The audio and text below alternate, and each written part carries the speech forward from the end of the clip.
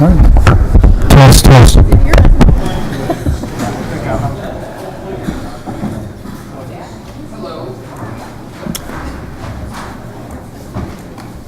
Pledge allegiance to the United States of America and to the republic for which it stands, one nation, under God, indivisible, with liberty and justice for all. Can I have a roll call of supervisors, please?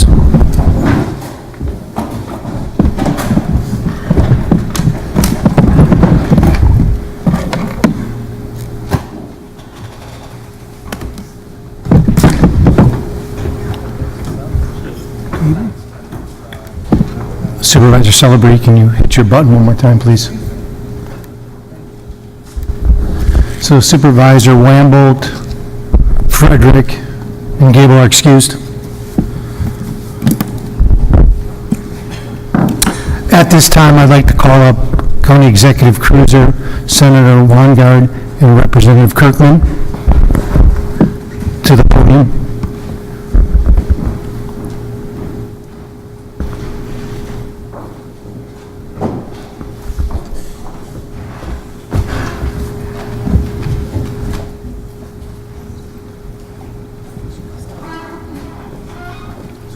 Which side do you want us to?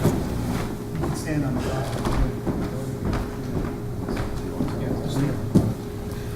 Okay, stage left. Right. Thank you. At this time, may I call Supervisor Retzlaff's family up, please?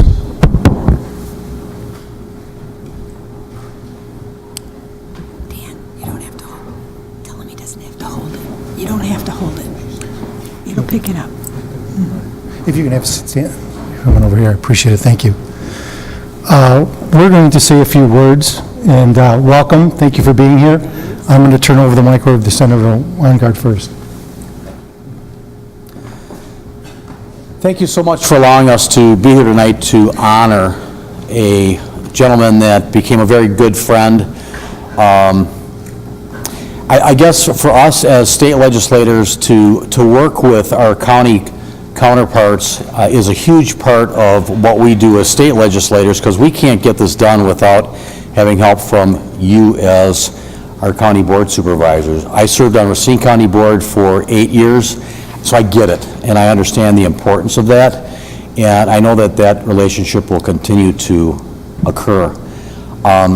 It's very humbling that we are here tonight to talk about a man that I talked to the week before he passed, and we just had a normal conversation, and it makes you realize how short a time we have and how important it is to live in the moment and to really build relationships, because that's what it's about. It's not about money or all those material things. It's about building relationships.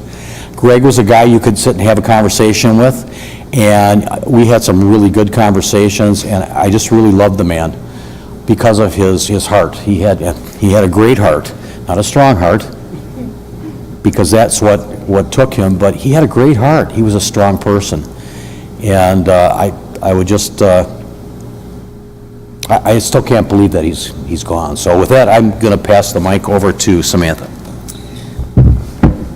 Well, good evening, Lori and Jess and E-Man. It's great to be here to celebrate your husband and father. Like Senator Weingart had said, Greg had a passion for politics. That's how I came to know him and how we came to know him. And he was somebody that, even if you didn't agree on a particular issue, he would dive deep and research it. He would go, what is the legislature working on? And a couple issues as I was working on this, and I was writing down things throughout the week to mention mental health. You wouldn't necessarily think that he would be concerned about this issue, knowing some of his other things that he'd like to do, and he would call my office and he'd ask Tammy for reports and things. There was a special committee working on mental health. He was also concerned about the heroin issue, the HOPE bills that the legislature had been working on. One of our colleagues in Madison, Representative Nygren, is such a leader on this issue because of his daughter and her addiction. And Greg was, because again, like Senator Wongard had said, state government and county government work together, they're arms of one another, and to try to research that issue so that he could be an informed county supervisor. There are two other local issues that happened in the Village of Summers. One is the stoplight at Green Bay Road and the left turn signal. He was the person who contacted me about that particular issue because he heard from his residents, his constituents that were concerned about that particular issue. And then the bike path. And I know the county exec worked with him closely, that came through his district, the money from the state. But there were some constituent concerns along the way, and Greg would go out and actually communicate with them and stop by and talk, and again, dive deep into the issue, and again, bring those partners together. And I just appreciated that. As a legislator, we can't be everywhere, so it's working with our partners on the local level and on the federal level to get legislation done. So Senator Wongard and myself put together a citation to recognize Greg for his efforts, because he's truly one of those special people that made my life and made our life better here in Kenosha County. So I'm going to read it. It's citation by the Assembly. Whereas Greg Retzlaff of Summers was a well-known businessman, well-loved community leader, husband, and father. And whereas Greg was born on December 29th, 1955 in Grand Forks, North Dakota, and received his bachelor's degree in business at Arizona State University. Married the love of his life, Lori, on September 11th, 1982 in Green Bay, Wisconsin. Raised one son, Elliot, one daughter, Jessica, and later became grandfather to grandson, Jack. So proud of Jack. And whereas in his career, he was a life and health insurance broker, a mentor for the Youth and Governance Program, served as Kenosha County Board of Supervisors on the Human Service Committee, the Planning and Development and Extension Committee, the Finance and Administration Committee, and the Judiciary and Law Committee. And whereas County Supervisor Greg Lutzloff provided exemplary service and was renowned and respected for his exceptional commitment and full understanding of issues before him, and his willingness to seek out and delve deep into reports, research, data, legislation that could help inform him during his decision-making process on behalf of the Kenosha County residents. And whereas Greg Retzlaff displayed a passion for many things outside of his professional life, including golf, basketball, particularly college basketball, horse racing, spending time with his family and friends, and therefore be it hereby resolved that State Representative Samantha Kirkman, on behalf of the Wisconsin State Assembly, with the concurrence of State Senator Van Wongard under Assembly Rule 97, hereby honor the memory of Greg Retzlaff for his service and dedication to his family, his community, and Kenosha County. Signed, June 8th, 2018. Thank you.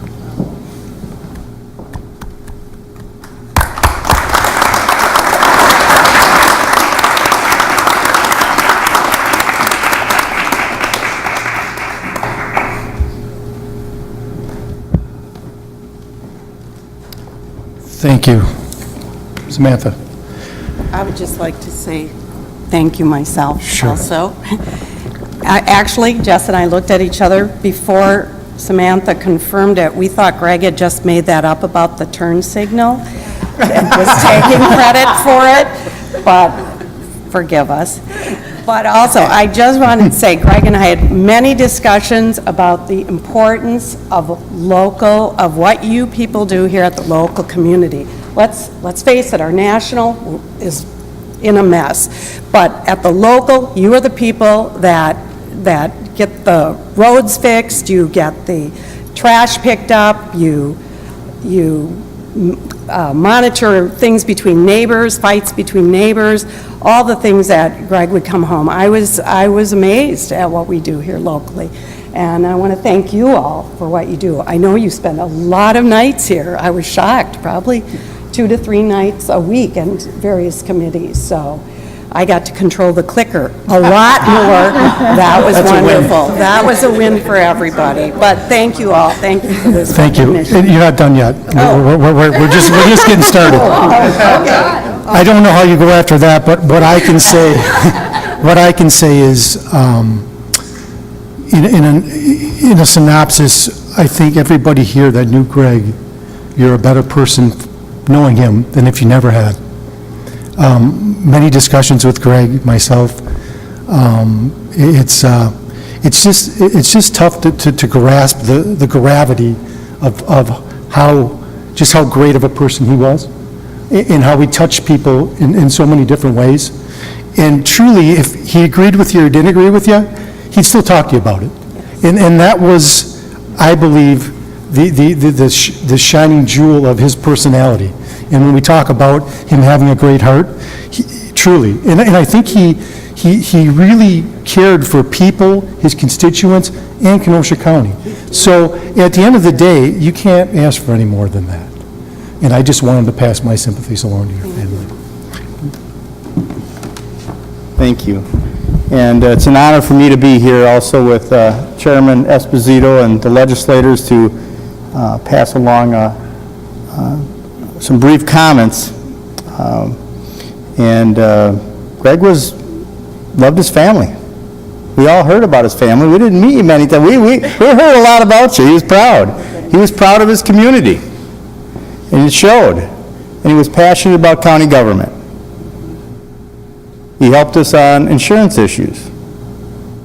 Many insurance issues. Health insurance, coverage for exposure on insurance issues, finances, knew how to pass a positive budget, understand the bonding, and work to get us to AAA. Did some of the heavy lifting on that. Did I tell you he talked to us about insurance? Did tell me, yes. He went on, and we talked many times about the significant changes of economic development in the village of Summers. When it was a town to a village and into the water agreement with the city in Paris. Big issues like that, and other passionate issues like the beer garden. That was a passion. He was very happy that was in his district. So it's important to note that in Greg's brief time on this board, he left a significant positive mark on county government. And we thank you for the time you borrowed him to us. And with that, on behalf of Chairman Esposito, his plaque for his service to the county board, in memoriam, Supervisor Gregory C. Retzloff for his years of service on the Kenosha County Board of Supervisors, District 15, April 2014 to June 2018. County government was made better as a result of his contributions. By County Executive Jim Cruiser, County Board Chairman Dan Esposito, Kenosha County Board of Supervisors, and the Kenosha County Clerk's Office.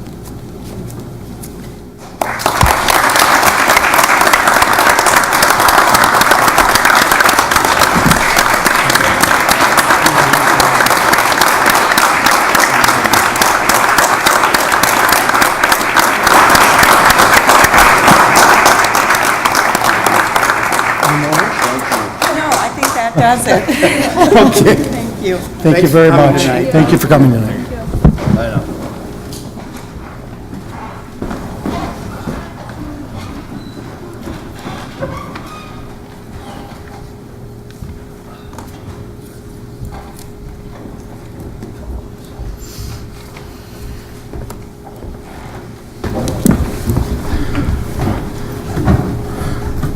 Thank you again. We're moving on to citizens' comments. Any citizens wishing to speak, you have 5 minutes. Please step up at the podium, state your name and address for the record.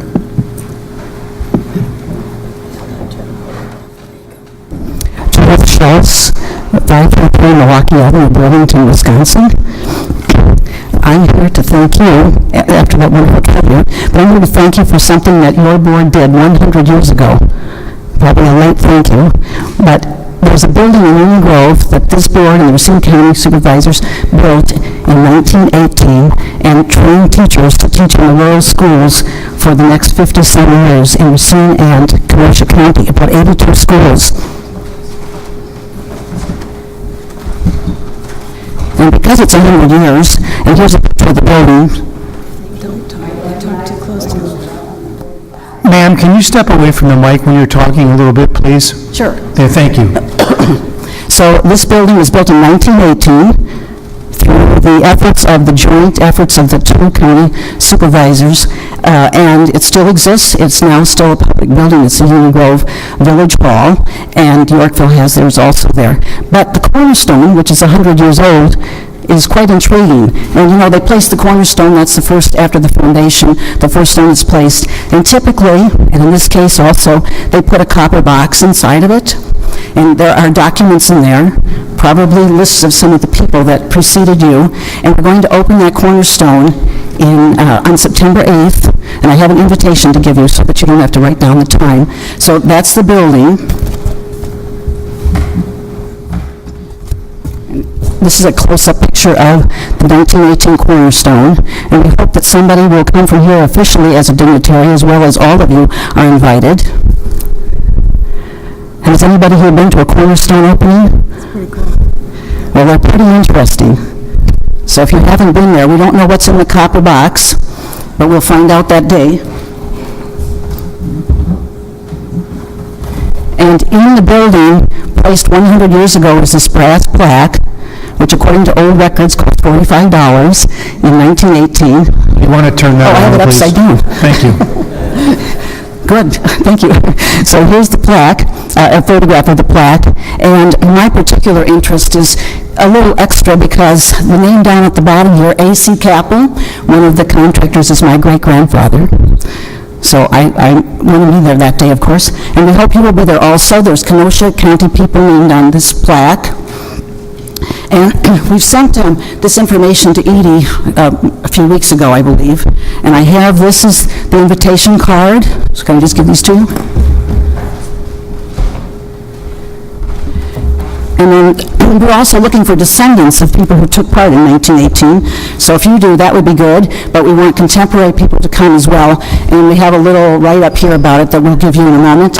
And on the back of most of the sheets is a copy of one of the news articles that appeared in the Journal Times in Racine at the time.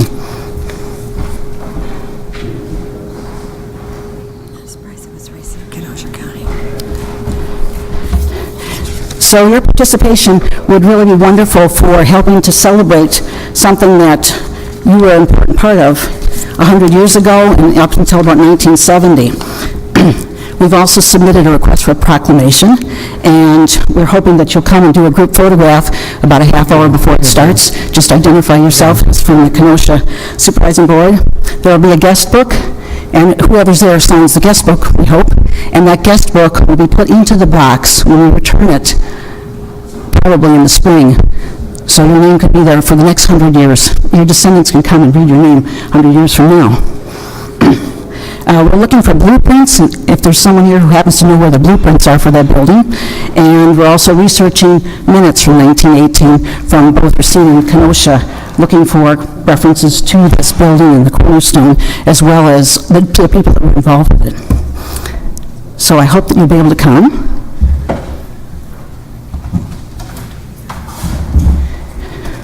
Got this right side up here. Here's a couple of enlarged articles. There was lots written about it, and if you're interested in history, at Parkside, they have boxes and boxes and boxes of information from the beginning of this building, and so there's names probably that are in the history of the Kenosha County Supervisors. And I'm part of History Seekers, which is the organization that's doing this. It's a group that's based in Union Grove, but it's the whole area, including parts of Kenosha County, of course, that are interested in preserving the history of the area and understanding it. And so we've taken on this goal of opening the cornerstone. September 8th, Saturday, 3:30, downtown Union Grove. Thank you very much. Thank you. I would urge all supervisors to attend. Any more citizens' comments? Citizens' comments. Any more citizens' comments? Seeing none, citizens' comments are closed. Yeah. Announcements of the chairman. Been on the board here for I just 25 want to let the supervisors know there's a new directory of public officials on your desk with your name on it. There's been changes in this new book, if I'm correct, as the clerk had instructed me. I just asked that you turn in your old ones because we do recycle them in the binders and so on and so forth. So with that, that's all I have. We'll move on to supervisor reports.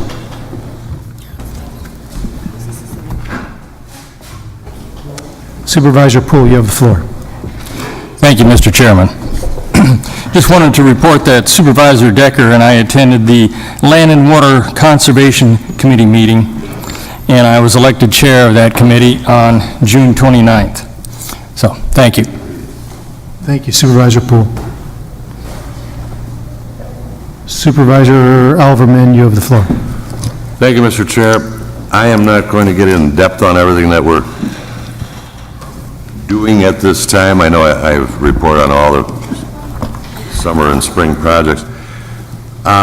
Everything is still going well. A couple of the big roofing projects were held up naturally because of the weather.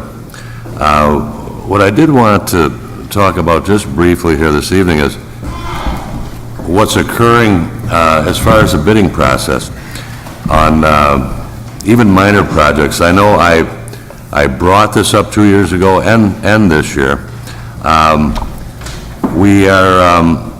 We received bids for a few projects that fell within estimates, but more bids are coming in over estimates. The era of relatively stable construction commodity labor costs appears to be ending, and we need to be mindful of this as we prepare for future projects. So we have been really ahead of many people on some of these major things, and I think the county board, and especially the administration, needs to be commended on what we've done. If we were going to take on a project like the public safety building, which included the fleet maintenance, the medical examiner, this major project that we just completed, we may be in shock as far as what we would have received as far as bids. These major roofing projects that we've done, we have been way ahead of the group. And in talking to the administration and Ray Arbit and the staff, we actually are going to be able to sit on the sidelines here a little bit because we've taken care of all our large needs. If we were in need of something major at this point, I'll tell you what, I was shocked at a couple of the bids that we've gotten on things. A lot of the players just aren't in the game anymore. And what some of the national people that I've talked to are saying is, you're in a good position. We did have on one of our major bids a company from Minnesota. We're starting to actually get people from out of the area coming in because they're seeing what's happening around here. This Foxconn thing, but all the other things that have been happening right here. And if we get them to become part of the community, one of our regular bidders, in 2 or 3 years, things can change. But right now, what we're seeing in public works bids, in facilities bids, we're seeing what I was reporting 2 years ago is we're really doing well. We're seeing things tipping the other way. So luckily, we had the foresight, the administration had the foresight, the county board had the foresight to move on these major projects because truthfully, sitting on the sidelines these next 2 years may be the position that we'll be taking. So I just wanted to let everyone know that we're in good shape, but we've been shocked by some of the proposals that we've been getting. Thank you. Thank you, Supervisor Alverman. Supervisor Rodriguez, you have the floor. Thank you, Mr. Chair. I just want a quick touch on, we had our PDEC committee meeting this past week. The county has a really neat horticulture program in which they take kids from throughout the community and teach them the importance of gardening, soil preservation, things like that. But it was raised to our attention this past week that one of their programs that takes place in Lincoln Park, they called it their, quote, gardenless garden session. And that is because they are lacking some beds for them to bring the kids to actually garden in. So they do different arts and crafts and education, things like that, play games, but they actually don't have a garden. So I have reached out to the mayor of Kenosha and the alderman who represents that district. Hopefully, maybe we can work together with the city and get them some gardens so they can, do what they're there for. And with that, we do have a garden outside the county center. They did lay gravel not too long ago, to make it more accessible to those that are confined to a wheelchair per se, or walk with walkers, stuff like that. It's really not that big of an area. I'm sure most of us have been out there at one point or another, and I think, in this next, whether we have to do it at the next budget session, I think it's, not a big ask that we get that whole thing laid out there with gravel. And then they did make points that it would help with drainage and other things like that. But this is a great program, and I think we need to make sure we have as many residents in the county that want to be part of it, that they're physically able to be part of it. That's all. Thank you, Supervisor Rodriguez. Supervisor Decker, you have the floor. Thank you, Chairman. I just wanted to let everyone know that Amy Greil, the Community Development Educator from UW Extension, placed the UW Extension annual reports on everyone's desk for them to review. Thank you. Thank you. Supervisor Nitto, you have the floor. Thank you. We just had our meeting tonight, and we had a pretty full agenda. We had Senator Weingart as our guest speaker, and he kind of gave us some information on the past legislation, what was passed, what was put on hold, and some of the goals to come up with the next session. Also, we took action on 3 different resolutions, which I'm not really going to go into details at this point, but we'll be coming to the full county board in the near future. Okay. Thank you. Thank you, Supervisor Nitto. Seeing no more supervisor reports are closed. County Clerk. County Executive Appointments, Supervisor Michael Gable to serve on the Kenosha County Human Services Board. Refer to Human Services. Barbara Ford to serve on the Kenosha County Zoning Board of Adjustments. Refer to PDEC Committee. Estelina Cooksey to serve on the Kenosha County Civil Service Commission. Refer to Judiciary, Law, and Finance Committees. Amy Malat to serve on the Kenosha County Workforce Development Board. Refer to the Human Services Committee. Supervisor Monica Uhas to serve on the Pringle Nature Center Board. Refer to the Public Works Committee. Mark Halvey to serve on the Lake Benedict, Lake Tambu Management District Board. Refer to the PDEC Committee. New Business Ordinance, first reading to required from the Planning Development Extension Education Committee, an ordinance regarding proposed amendments to the Kenosha County General Zoning and Shoreland Floodplain Zoning Ordinance, modifying existing sections to better reflect accepted standards and practices, adding new sections to codify existing policies, and adding large, small wind energy requirements as set forth by 66.04014G of Wisconsin State statutes, being no more restrictive than rules promulgated under 196.3784GB of Wisconsin State statutes. Decker, yes. Skalitsky, yes. Poole, yes. Nordigan, yes. Rodriguez, yes. 10, from the Planning Development Extension Education Committee, an ordinance amendment to the text of the Kenosha County Stormwater Management, Erosion Control, and Illicit Discharge Ordinance. The proposed text will allow alternate forms of financial assurance than what currently exist. Decker, yes. Skalitsky, yes. Poole, yes. Nordigan, yes. Rodriguez, no.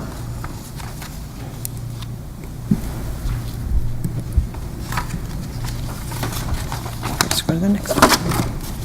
Didn't know that was a 2 reading. Resolution 19 from the Finance and Administration Committee, a resolution authorizing and providing for the issuance of not to exceed $15,425,000 general obligation promissory notes, providing for the notification and sale of said notes and other related details. Rose, yes. Ron Frederick, excused. Kubicki, yes. O'Day, excused. Gable, yes. Gens, yes. Supervisor Rose. All right, thank you. I would move on behalf of the Finance Committee the resolution before you. I have a motion by Supervisor Rose and a second by Supervisor Gens. Supervisor Rose. All right, thank you. This is the authorization to go to sale for bonding for Kenosha County in the sum of $15,425,000. It's anticipated that next week, Monday and Tuesday, a group will go to Chicago to see the rating agencies, Fitch and Standard & Poor's, to achieve a rating for these bonds. All of the money that is set forth in the resolution has been authorized by previous resolutions passed by this board.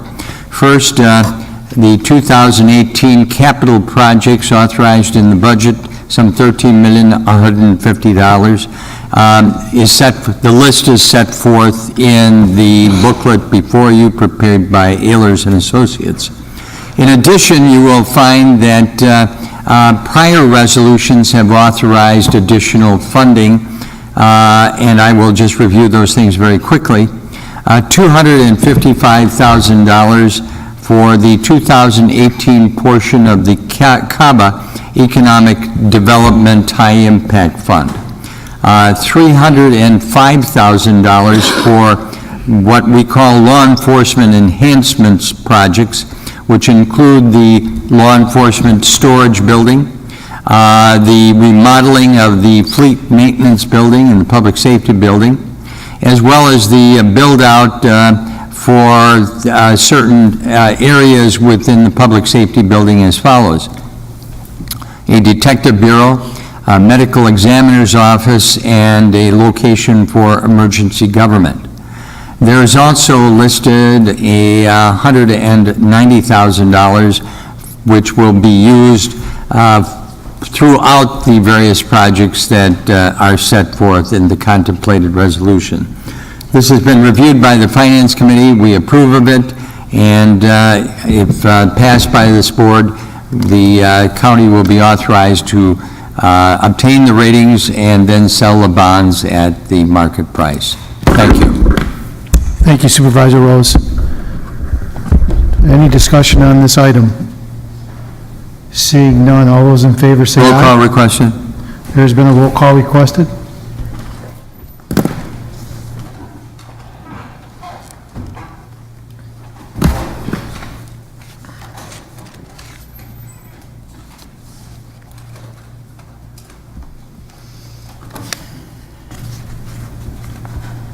Motion passes.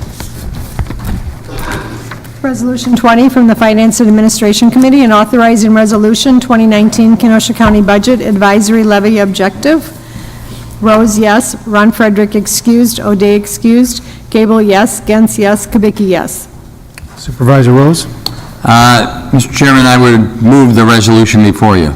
Thank you. I have a motion by Supervisor Rose and a second by Supervisor Kubicki. Supervisor Rose. All right, thank you. This is an annual resolution that started some years ago, authored then by Kenosha County Supervisor Joe Clerk and myself.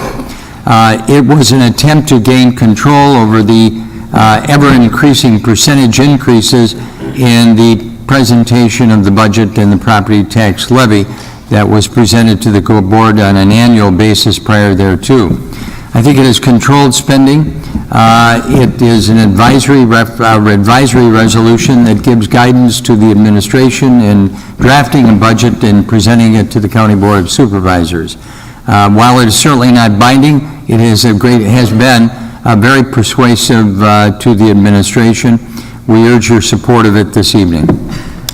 Thank you, Supervisor Rose. Any supervisors have any discussion in regards to this item? Supervisor Nudo, you have the floor. Yeah, I have a question, if somebody can answer that. I'm looking at page, it looks like page 3. There is an estimate taxes on a $100,000 sum in 2019 with the adjusted with inflation. It shows there, the example, it shows a house for $100,000. Now, the $100,000 was the assessed value the previous year. Does that take in consideration that the same property in the city of Kenosha went up to about somewhere between 12 and 15% on the assessed value? Due to the market? To the market with the assessed value. So by putting that number in there, I don't believe it's a fair estimate where we show that in 2018 was 2017, 493, 2018, 485. Mr. Chairman, what are we talking about? We're talking about the estimated value of a home that it's going to cost in the resolution, the advisory resolution. If the advisory resolution goes forward, X amount of dollars are going to be charged to $100,000 per home, and Supervisor Nudo is saying that he believes that the value of homes are more than what is on the paper, correct? Well, no, what I'm saying is that the house, property that was valued for taxes value. Yeah, I don't really was think at that. 100,000. Now, the same house, this year, it's probably about 115,000. Correct, but at the end of the day, the advisor, what we're talking about is an advisory resolution, and however that number comes out is going to affect the assessment of the home, and we don't do anything with the assessment of the home, the city does. I understand, but I mean, for the assemble purpose, does that take in consideration? Well, I guess I could refer to Barna or the finance department on this. Can you clarify this for us, please? This information is strictly an estimate based on taking a $100,000 home. A little closer. We got to turn it on? It's on. It's on, okay. It's an estimate based on a $100,000 home in 2019. What the estimate would be for the county portion of their taxes, taking into account inflation and new construction activity. But that does not take into account if the property has been assessed more than, I'm talking about the same property, which was assessed at 100,000, now it's probably 115,000. Does that take in consideration the difference in there? In order to make an apples-to-apples comparison, you have to use the same dollar amount for multiple years to show what the increase in the taxes, so that's... Okay, so basically it would be if the house was assessed at the same amount of 100,000, that's what it would be, but being assessed at more than that. Correct. Of course, the taxes will go higher. Correct, yes. Okay. Does that answer your question? That one, yeah, it does. Then the other thing that I want to say, I'm going to vote against the resolution for the only reason that I know it's just an advisory resolution, but it seems like we're agreeing to increase the levy up to 2.5%. Now, if we need that, I guess let that be. But for the time being, let the county executive come up with a number, with his budget, and then we'll go from there. But by voting on this, it's like I'm agreeing to increase the levy by 2.5% at this point. Well, I don't think that, I don't agree with that. It's an advisor, and you're entitled to your opinion. Everybody understand this. This is an advisory resolution that states that the county executive cannot go over 2.5%. The county executive can come in at what number, we can cut whatever out of the budget, so I just want to be clear on that. It's not saying that you're going to support 2.5%. So, but you're entitled to your own opinion. Okay? Yeah, I understand that. It's Okay. just that I feel like if I'm voting for that, and then let's say the budget comes up at 2.25, just to throw a number in there, well, I'm going to have an hard time then to say, no, I don't want to do that, because it came out less than what I'm agreeing right now to do it in the future. Okay. So I would like to wait and see what those numbers will be, and then go from there. Absolutely. Thank you. Thank you, Supervisor Nudo. Supervisor Nordigan, you have the floor. Yeah, albeit it's a advisory referendum, just wonder, whenever I see budgets and what we are attempting, whether it's here, towns, own personal businesses and all that, and we decide we're going to put a number above zero, I mean, wouldn't that be the goal, to say, hey, we'd like to not have an increase? And we look at it this way, if all the, in Supervisor Nudo's, hey, what if the value goes up from 100,000 to 110,000, and we also go up 2.5%, and so do all the other budgets. Oh, it's only 2%. Everyone does pay more taxes. The levy can be standard, it could be the same. It's when you start spending money is when taxes start going up. And when you have both the levy going up and the value of property going up, your equalized valuation, then has to do something, and that's out of our hands.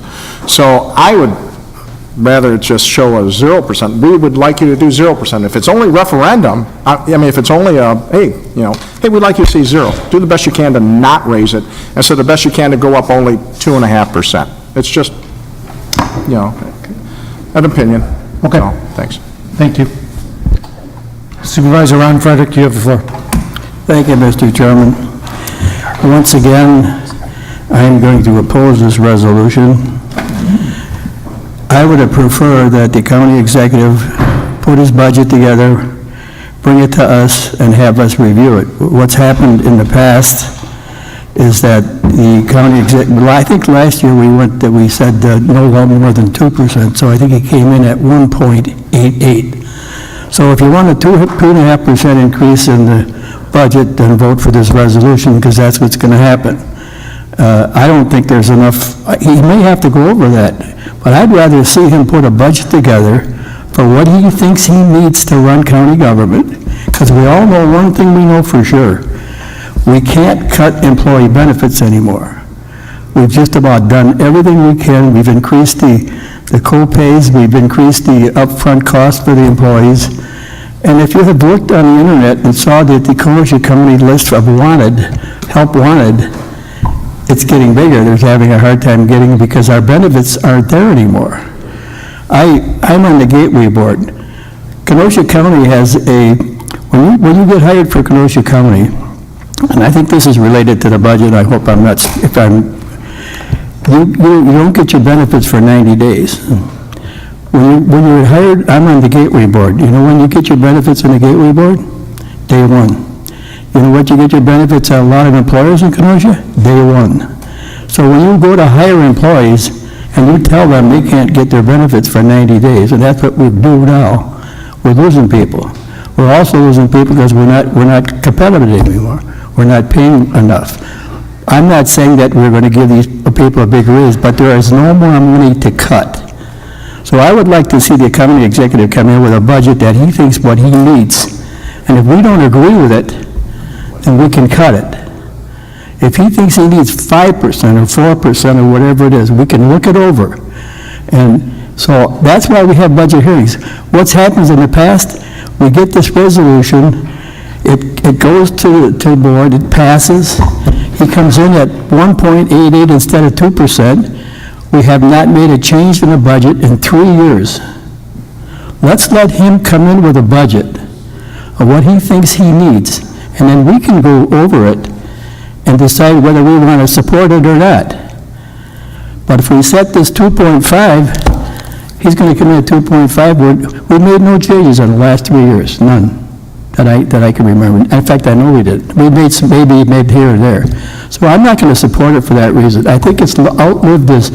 When this thing started years ago, and it was in the 80s, and I remember it, the inflation was going up, and new construction was going 7, 8, 9%, and the board was coming in with budgets that were up whatever new construction was. And they decided they didn't want to do that anymore. They wanted to come in with a number, and that's when they set this levy. So I think we should vote it down. I'm not going to vote for it. And we should let the county executive come in with a budget that he thinks he needs, and we can look it over and do our job. And if we want to cut it, we can. Thank you. Thank you, Supervisor Frederick. Supervisor Gray, you have the floor. Thank you, Mr. Chairman. I'll be supporting this resolution. There are several reasons, and a number of them predate my position here. I've been doing this for 12 years, but as has been alluded to before, there were times when we saw very high assessment rates, tax rates, levy rates, due to the nature of the economy at that time. We were seeing 7, 8, 9, in some cases, double-digit raises to the taxpayers, and that was really unacceptable. In fact, it got us into a debt situation that was, well, let me say a financial situation that was not where we're at now. So when this proposition was brought forward a number of years ago by one of the most conservative members of this county board, I have no problem saying, Joe Clerk and Supervisor Rose here, it was done as an attempt to give the administration a starting point. When you're looking at 2.5%, you're not looking to the county exec to say it has to be 2.5%. You're saying not to exceed 2.5%. And the administration has been very communicative. They've worked within that framework. And you look at our present financial situation, it is far, far better than it has been in the past. This is one small piece. It's one small component of the puzzle that says to the administration, not just the county exec, but all the department heads that are out there, we have this goal in mind, help us achieve it. And by giving them at least some background, some taste of what we want to see going on, it's worked. It's been a very successful situation. So we can, talk about the fine points of, well, will it be 2.5%? Heck, as recently as 3 or 4 years ago, I think Supervisor Overman can remember, we had 0% increase. We had no percent increase in the levy. And those were dire financial times. We had issues where we couldn't afford to have any more levy dollars expended. So by and large, this has worked well. I'll support it, and I would accept anyone's questions through the chair, whoever wants to ask further information.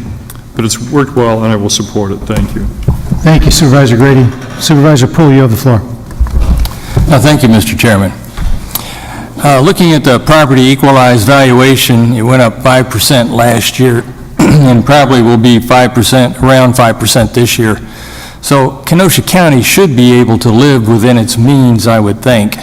So I move to change the 2.5% to 0%. Okay, so I have a motion on the floor to change the advisory resolution from 2.5% to 0% by Supervisor Poole and a second by Supervisor Decker. I'm going to clear the board, and we can have some discussion in regards to that.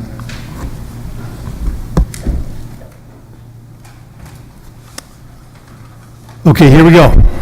Supervisor Rose. All right, thank you.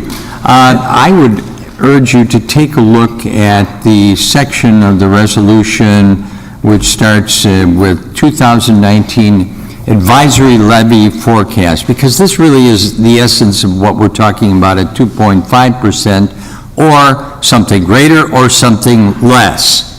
There are some anticipated increases in the county budget that I don't think we can do much about. We have already authorized personnel expense increases, in other words, salaries, over $1 million, $1,075,000. The board passed that. So you can't backtrack on something like that, except to say, well, we'll lay off sufficient employees to make that zero. Health and prescription insurance costs increased $500,000.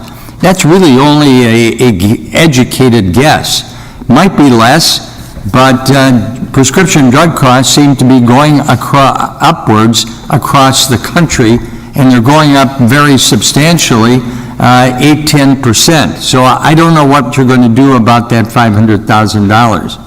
And if you run down these the sheriff and the human services and public works department increases of a couple $100,000 each, and joint services levy increases, data process and liability insurance, how are you going to take those numbers and adjust them? And if you add the debt service to that, you have here $3,250,000 to deal with for anticipated increases. Now, if you say 2.5%, and those are you might call them standardized increases, not really doing anything new, not coming in with some fancy new programs or ideas, but if you say this is kind of the basics, insurance costs, personnel costs, etc., you're still going to have to cut $1,609,445,000 to hit 2.5%. Now, that is a challenge, but that's what we are telling the administration here. I don't agree with my colleague Supervisor Frederick, who says, well, present the budget, and then we'll do cuts. And you know, and I know, that that has not been the experience of the county board. We've made some cuts from time to time.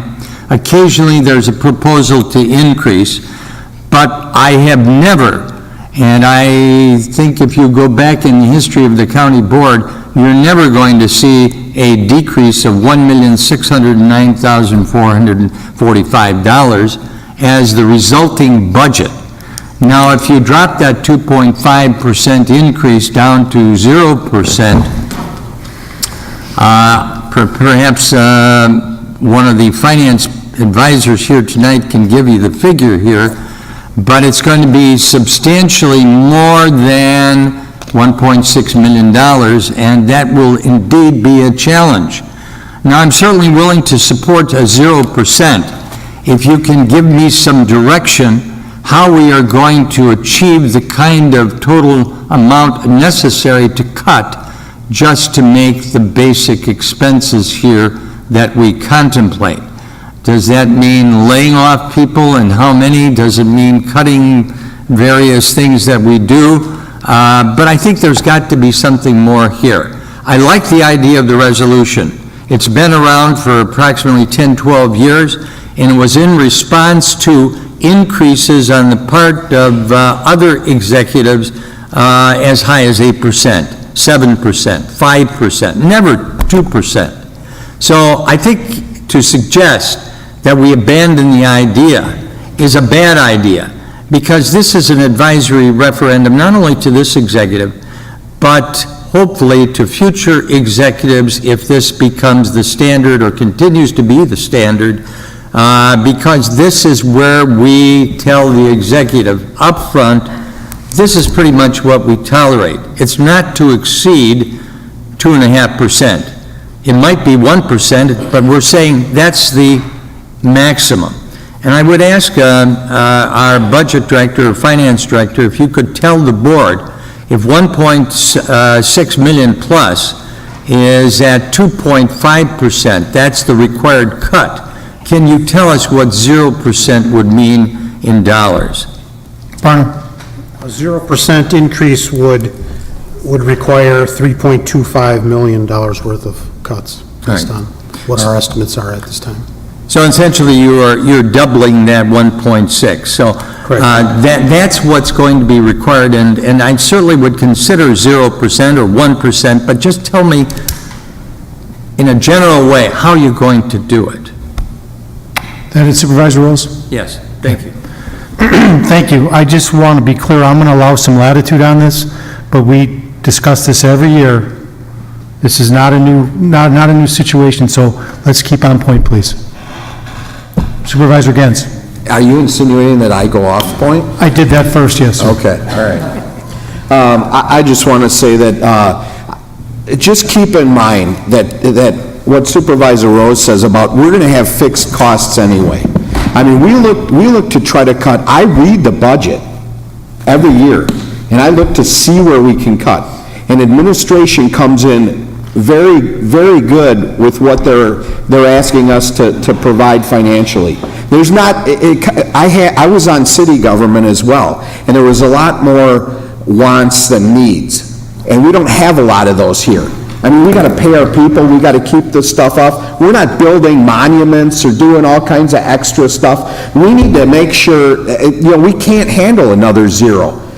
I don't know if 3.5 is truly the number, because I think it might be a little high, but we are going to have to cut. And we get this budget every year, and we can't find, $100,000 to cut. Where are you going to find $3 million? And this is only advisory, and we're certainly, if you read the budget, you want to cut it at that time, you have that ability to do that. That's what you're elected to do.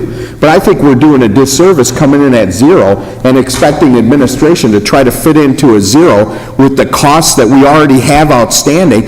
Plus, all of us should want to have AAA on our bond rating. All right, they take a look at this resolution and the fact that we have it in place as part of that. I just asked the finance director myself just now, and that's part of it. That's correct.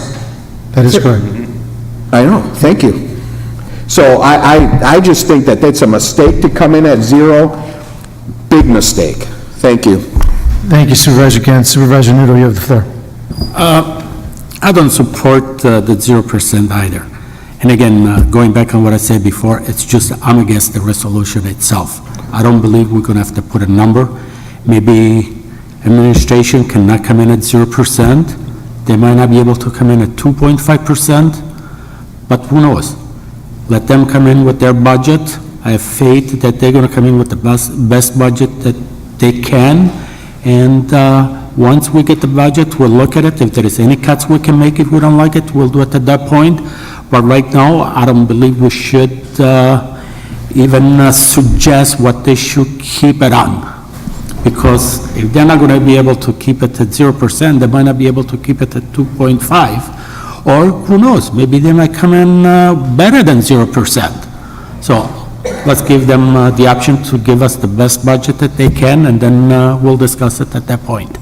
Thank you. Understood. Thank you, Supervisor Nudo. Supervisor Ron Frederick, you have the floor. I would just like to say that I'm not going to support the 0%.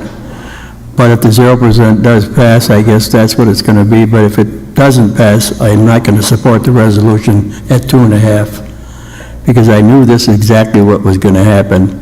We would have been better off not even bringing anything in and let the executive do his job.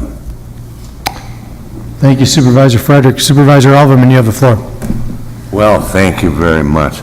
If I'd have seen this, you know, I blame myself. I thought I saw it on there, and I did not come here tonight. This is my least favorite resolution each year. When we did this originally, there was a little bit different reason for it. And I know some of you in this room may not believe it, but I've had our levy go up 7% and my taxes go down. These things can happen, folks. When your equalized evaluation rapidly grows, when we were booming years ago, that happened. And there's reasons that sometimes that'll happen. You may build a new courthouse, you may build a new jail, which is what we did during those times. So every year they do this now, and the 2.5 has been okay. At first, the county executive threw back at us a 0 and a 1 point. Our staff is so much more advanced than they were 30 years ago. We've been working in my departments on the budget naturally since the last budget was passed. Ray and I talk about it all the time. No one is looking to raise. Everyone is looking to keep things the same, not go crazy. And I know when I walk in this room and we have this resolution, 1 of 4 people in this room are going to make this for 0. It happens every year. We go through it. They don't have the votes. I don't like voting for this thing because I think we have honorable staff, honorable, very adept and capable administration that is looking out for the taxpayers. I think they have heard what we've said in here this evening. I just wish somebody would call the question on the 0 so we can vote on the 2.5 and get on with the meeting, because I think, and I've said it before and it irritates people, this is no longer necessary. Thank you, Supervisor Alverman. Supervisor Rodriguez, you have the floor. Just going off what one of my colleagues stated tonight, that this has been kind of the status quo for several years. I don't think our constituents in any single one of our districts cares very much what the status quo is. When we bid out projects, we don't tell those bidding on the projects, you know, we're willing to pay up to X amount of dollars. We want them to give us the lowest number possible while getting the job done correctly. And I agree with Supervisor Nudo in that I don't support the 0%, but I don't support the 2.5% either. This resolution, in my opinion, should not exist. We should not even, this should not come to the floor. Let the county executive do his job, give us the budget that, you know, let him present the budget to us, and then we can go from there. But to simply tell him, you know, we're willing to, you know, increase it up to 2.5%, I think that is completely asinine. If we go back to our districts and we tell our constituents, look, instead of telling the county executive we could do 0, 1, 2, you know, we told him he could raise taxes up to this amount, I think that's asinine, and I'll be voting against this, and I will be voting against the 2.5 as well. Thank you, Supervisor. Supervisor Grady, you have the floor. Thank you, Mr. Chairman. In regards to the 0% proposition, I can understand why Supervisor Poole makes this, saying that equalized value will take care of it. We heard from our administration that would still require $3.25 million in cuts. So I think it's incumbent upon anyone who makes such a proposition, such as a 0% increase, to say where that 3.25 in cuts is going to come. I mean, that's where the rubber hits the road. We are not in a position in this county where we're in a shrinking economy. I mean, we're having people come in to a very unprecedented degree, businesses, opportunities, all kinds of infrastructure is needed. Just very briefly from Public Works, we have had situations in the past where we limited our road building just to what we could handle, what we could afford. The cost in some of these past years for petroleum products, specifically asphalt, very high. You just couldn't do as much as you'd like. Well, the situation now is we can not only just basically maintain what we have to expand. We have to put in new road beds. We have to do these things that will make Kenosha attractive, not only currently, but in the future. No one wants to move to an area where your infrastructure is neglected. So when we take a look at doing 0%, you basically want to go backward. You want to go retrograde. Is that how we want to be? A retrograde county? I don't think so. Vote down the 0%. Thank you. Thank you, Supervisor Grady. Supervisor Franco, you have the floor. I'd like to call the question, please. Question's been called. It's been seconded by Supervisor Rose. I'm going to clear the board. All those that we're going to be voting, there's a roll. Sorry? Yes. There's a roll call requested. We are voting on the resolution or the amendment by Supervisor Poole to bring the advisory resolution to 0%. Oh, to call the question, I'm sorry. You guys are moving around too fast for me. So we'll have a roll call to call the question, please. Two-thirds. To close debate.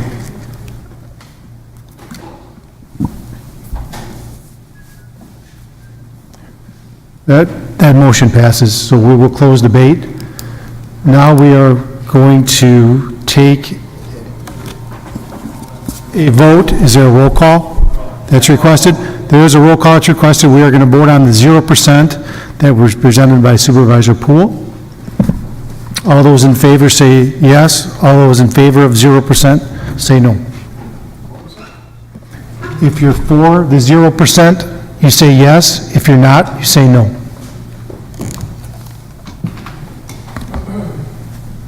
Is that two-thirds? Okay. So that motion for 0% fails. Now we're going to be on, well, we have some discussion here. We're going to be on the original resolution at 2.5%. Supervisor Grady, do you have a comment on that? Move to call the question. So there's a call to question on 2.5% advisory resolution budget. There's a second by Supervisor Rose. We will vote on a call to question on the original resolution. I'm going to clear the board here. Yes, if you're in favor of closing debate on that. No, if you're not.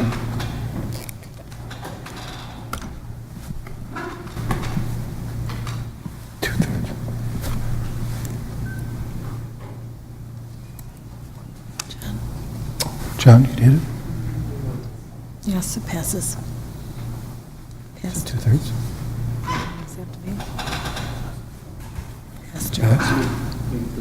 Okay, we need a 13. That resolution fails, or that, so we are going to continue debate on the 2.5%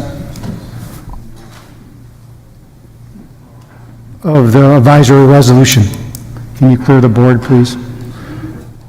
Okay, right now, I did. Supervisor Ron Frederick, you have the floor. I would just to renew my request to suggest that we turn this resolution down, let the county executive come in with his budget, and then we can adjust it if we want to or not. But at least we can see what he thinks maybe he needs. Maybe he needs more than 2.5, maybe he needs less. But we'll never know. Thank you. Thank you. Supervisor Gantz, you have the floor.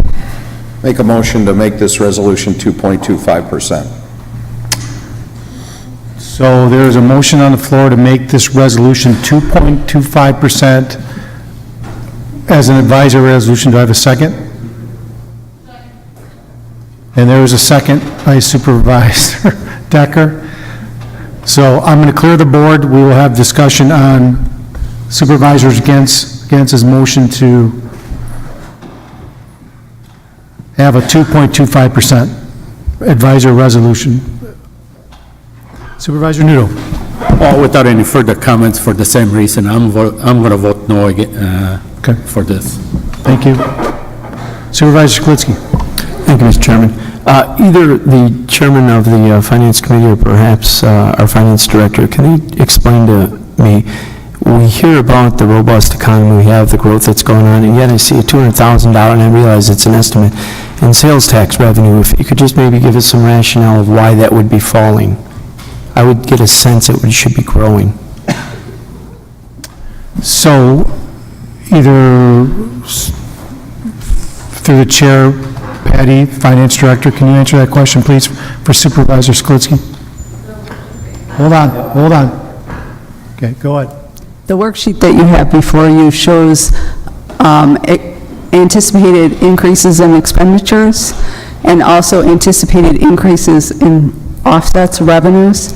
So the $200,000 you see on the worksheet is an anticipation that we will collect an additional $200,000 in sales tax next year.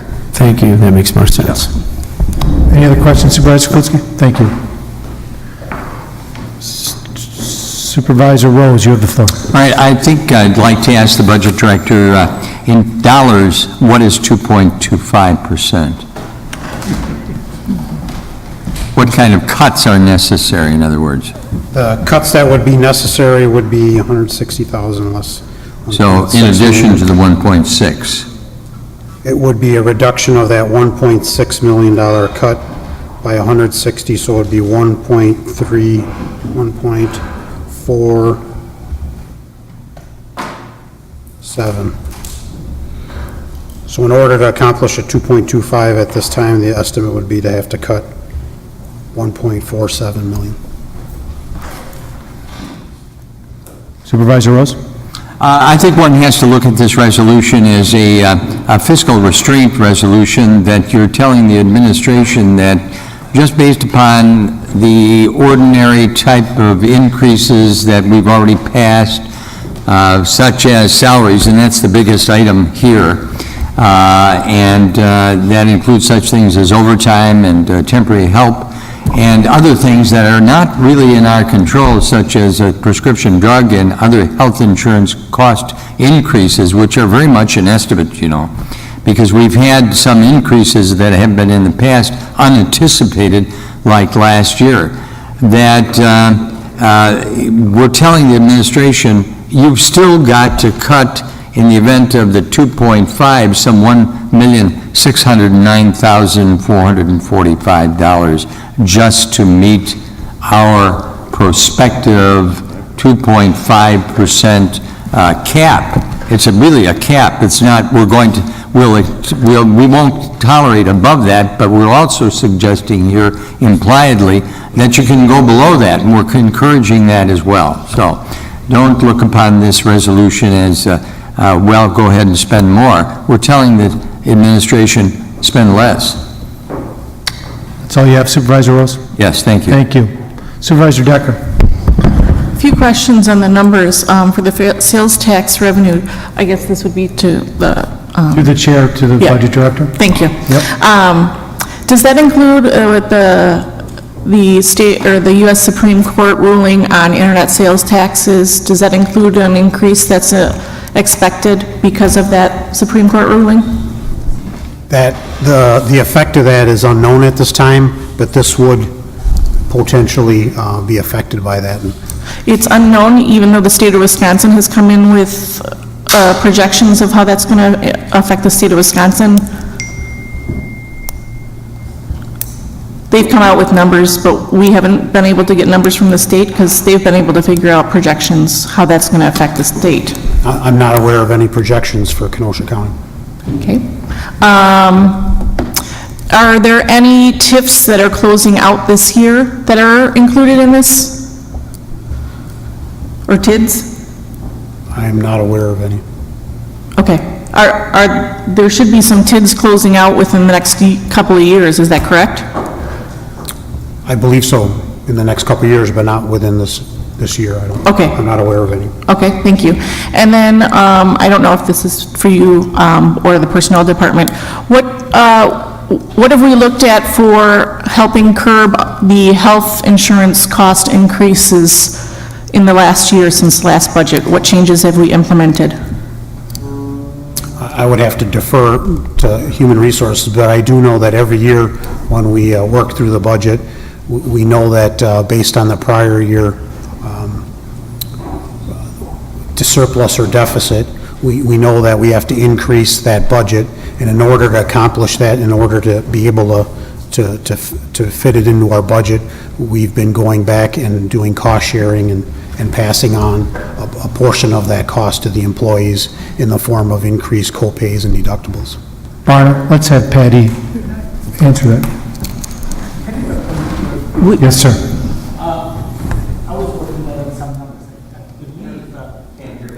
Mike? Mentioned that with 2.5% increase, we would have to cut 1.6 million or something like that. Yeah. And with the 2.25, we would have to cut 1.4 million, which I really don't believe it makes any sense. Then if we go to zero, actually, we're going to cut a lot less. Would be we need about to cut. 1/8. You have to cut about $160,000 more dollars. No, they said it go down Then to they were wrong. 1.4. Okay, that's what I wanted to clarify. Okay, go ahead, Patty. You're right, I did it the wrong way. Yeah. It should be You would have to cut another $160,000. 60,000. You're right, yep. Right. That's correct. Okay, let's keep on track. Patty? In answer to the question regarding health insurance, we have gone out for RFP this year for bids on the health insurance plan with different vendors to attempt to cut costs. And is that for this coming budget, or is that It is for 19. Okay, so have we done anything to the current plan since last budget? Not since last budget, since the RFP will determine where the costs are coming in and what other changes may possibly need to be made. Okay, so we haven't made any changes to our health insurance plan over the last year, even though it's increased quite a bit every year since I've been on the board. Thank you very much. Thank you, Supervisor Decker. Supervisor Nordigan, you have the floor. Yeah, and I guess a referendum, it's only to just tell the executive, don't go over 2.5%, but do what you're going to do anyway.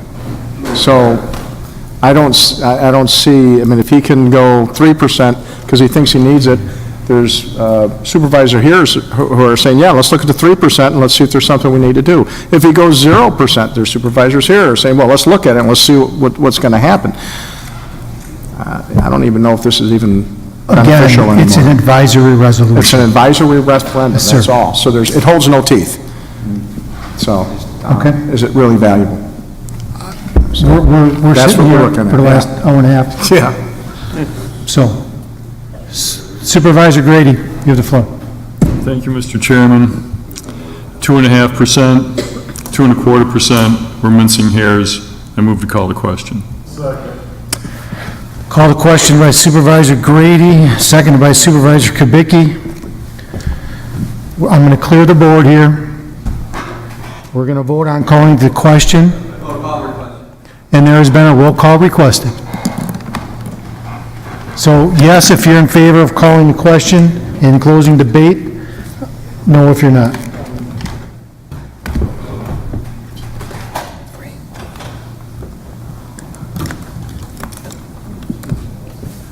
So what, I'm sorry? Correct. That passes to close debate. Now we're going to take a vote on the amendment of 2.25% on the advisory resolution. Does anybody want a roll call? Roll call. Okay. There has been a roll call requested. Yes if you're in favor of 2.25, no if you are not. This will be a simple majority vote.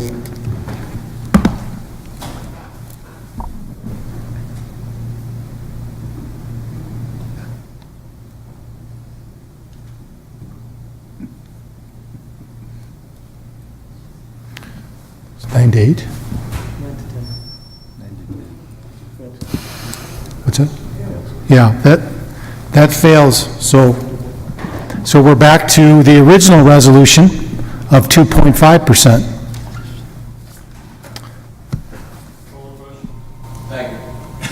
Going to call the question on the original resolution by Supervisor Grady, a second by Supervisor Rose.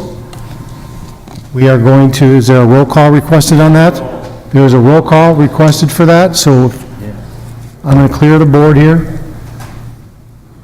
If you want to close debate on 2.5 as an advisory resolution, you vote yes. If you want to continue debating, you vote no.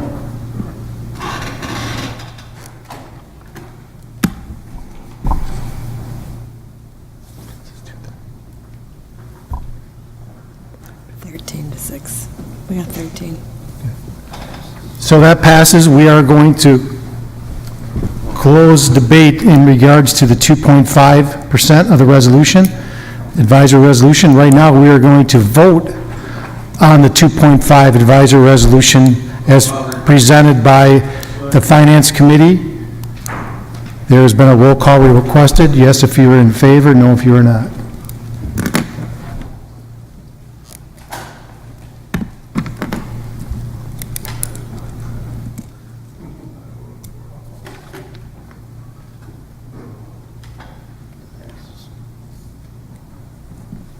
That, 11 to 8. yeah, the resolution passes for the 2.5 advisory resolution. Moving on, County Clerk.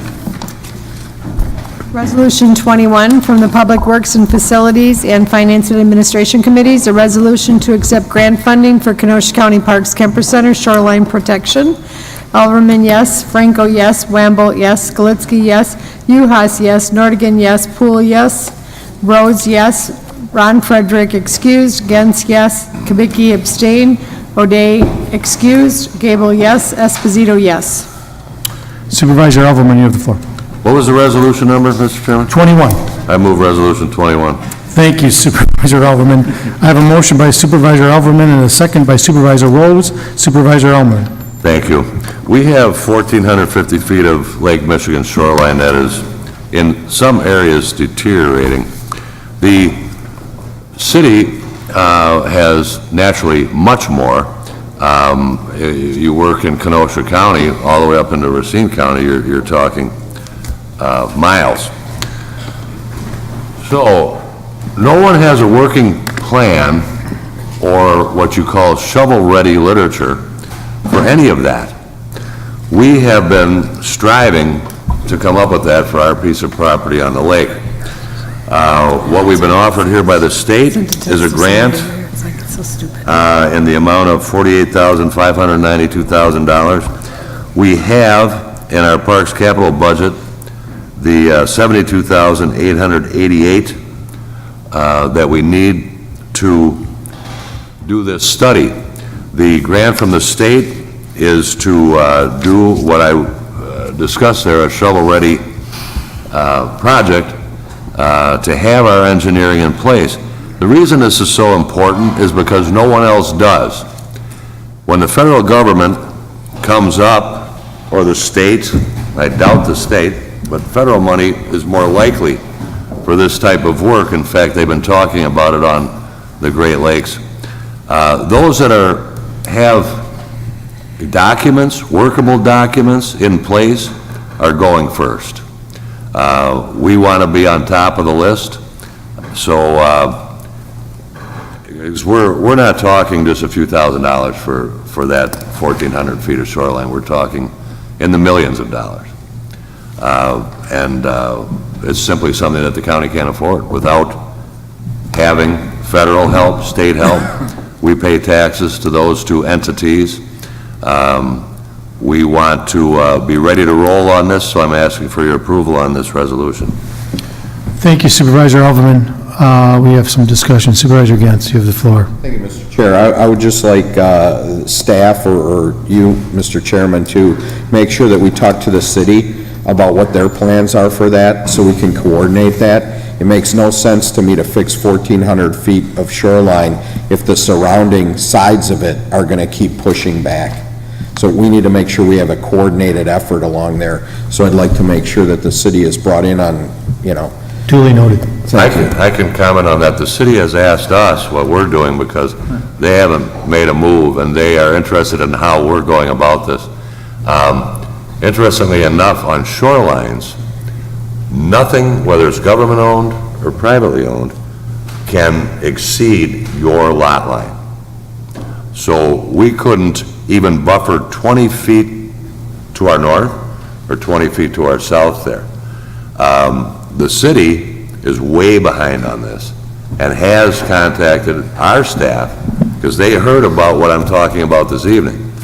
And they want help from the county, and we're naturally willing to give it to them. So yeah, we will be working together. All right. Thank you. Any more, Supervisor Gantz? No, I'm good, thank you. Thank you, sir.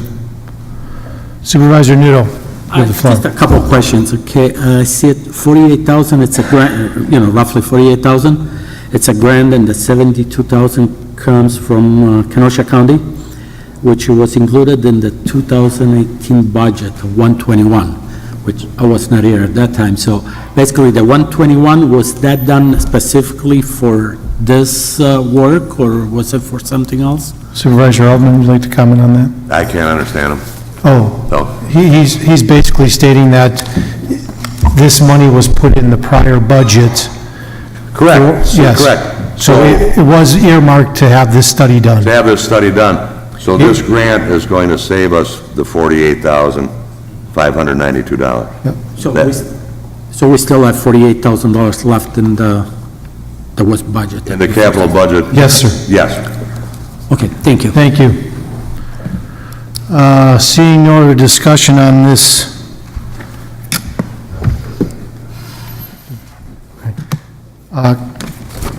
no roll call that is requested? It's a budget modification, so roll call is requested. It's too late, sir. Yeah.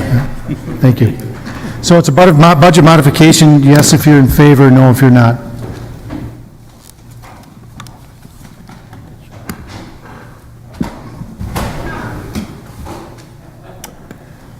Motion passes with one abstention.